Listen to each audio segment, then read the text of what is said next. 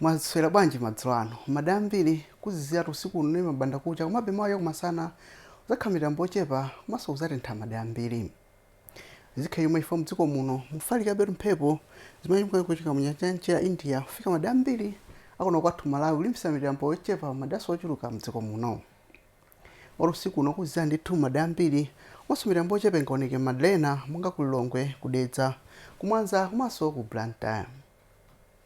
kama jamawa kuzazira kwambiri kunzuzu ni madigikona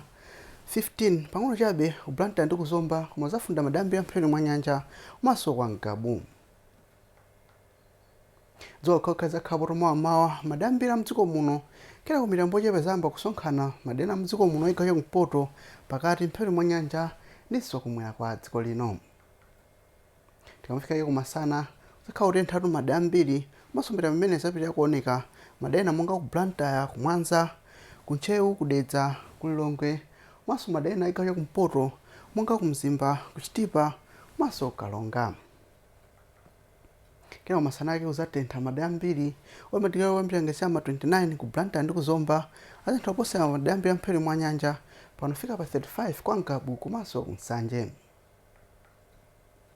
lekafika kuja uno lolemba lembengo ya dzuwa madambiri mdziko muno komabe kuzafundira kwa madena monga nkhotakota madigokwana 21 mabanda kucha mwake zengo zomwezi usiku wabwino.